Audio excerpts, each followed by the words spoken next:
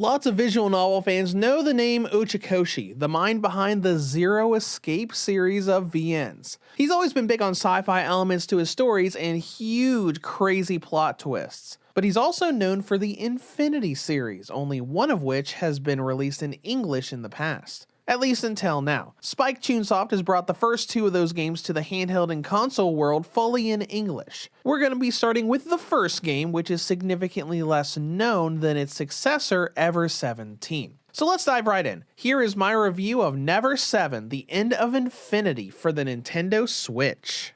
When it comes to story, I'm going to make this as spoiler-free as I can. I'll try to be pretty vague on the actual ins and outs of the world's mechanics in the general synopsis, but it's not hard to look up this game and immediately get spoiled on the main mechanic of the game. Anyways, Never 7 is about Makoto, a college student going on a seminar retreat with classmates Yuka, the tennis-loving drinker, and Haruka, the quiet and quirky girl, as well as running into rich girl Saki and sisters Kurumi and Izumi that work at a local restaurant. The story begins as Makoto wakes from a nightmare of someone dying and a small bell falling from their hand. As the days go by and he becomes closer to the girls, little premonitions of his begin to come true until tragedy strikes on day 6, flinging Makoto back to day 1 with the intention of making different choices and preventing that tragedy from coming true.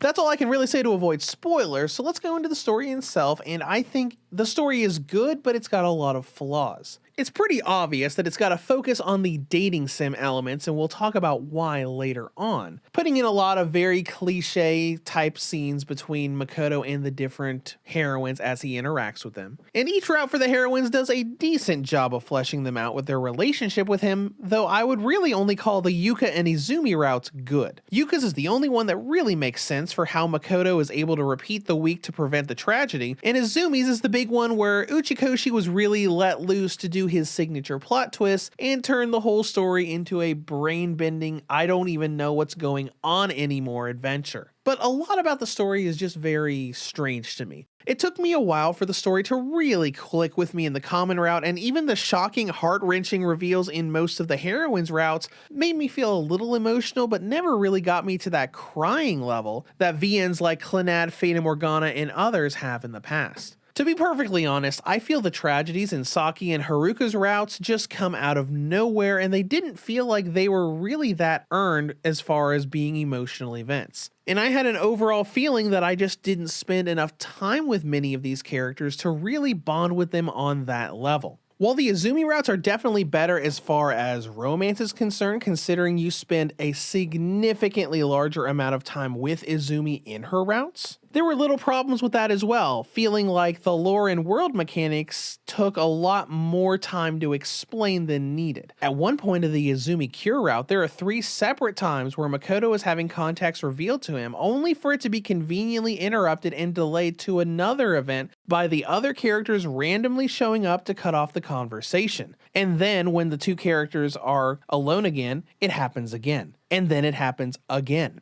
While there is a lot of good stuff in these later routes, some of the things it felt like they just extended and took too long on. But if you look into the history of this game, there's kind of a reason for that. First of all, this is a rather old visual novel, having originally been made back in the year 2000. And when this game was initially being developed, Uchikoshy wanted a game that was big on its sci-fi elements, but the higher-ups at the company Kid basically told him that VNs need to be about cute girl romance, so they made him mostly focus on the dating sim aspects, effectively creating the situation where most of the sci-fi elements just got dumped into the Izumi routes. Now, I still enjoyed my time with the game, but all in all, it's just okay. The Yuka and Izumi routes are pretty good, and really the only 2 heroines whose routes actually made sense of the story. Now, as far as translation and whatnot, this is the first official English translation we've gotten for Never 7. There's no English dub, just Japanese voices with English subtitles, which I think is fine. There are a fair amount of grammatical errors, and the wording is a little weird compared to fan translations of the past. It's not an award-winning script, but you're not going to have any issues understanding it when you read it.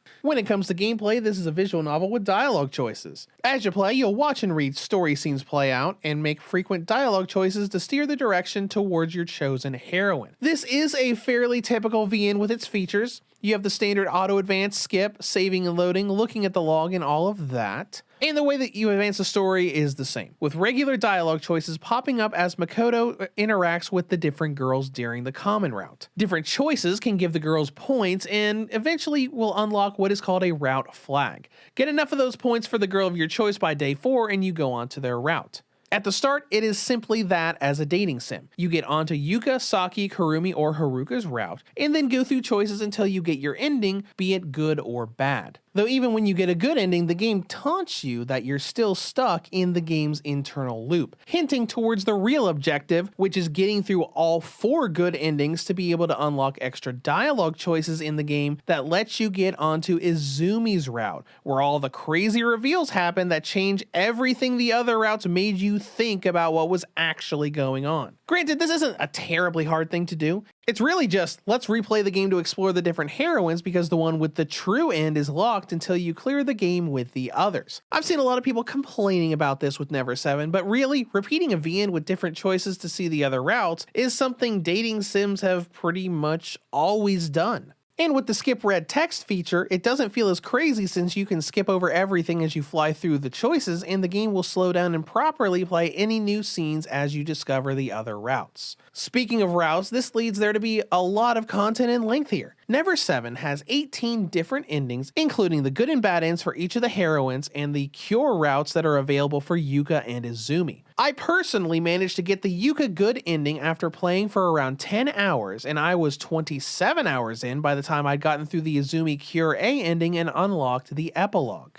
Next up is presentation, which I think looks good for what it is, but this is a remaster that definitely did a lot more of enhanced port things than anything else. While everything is in 16:9 full screen instead of 4:3, you can definitely tell a lot of these backgrounds are older, as you can see a lot of blemishes here and there with jagged edges and just how all of the colors look. The CG or illustrations also have been slightly cropped instead of being completely redone. They definitely look more touched up than the original, especially when you have the switch in handheld mode where you can't see as many of the blemishes. But if you look here, this is the original version of Yuka in her swimsuit by the pool. And here it is again in the remaster, having just a bit cut off at the bottom with you no longer being able to see Yuka's hand or the railing that goes into the pool. Now, some of these CGs have the whole full artwork illustration when you look at it in the gallery, but this swimsuit one doesn't. Anyways, moving on, I have no complaints about performance, so let's go right into battery life. Never 7 gives the original Enlight models a battery range of about 4 to 5 hours, while the V2 and OLED models get 7 to 8 hours.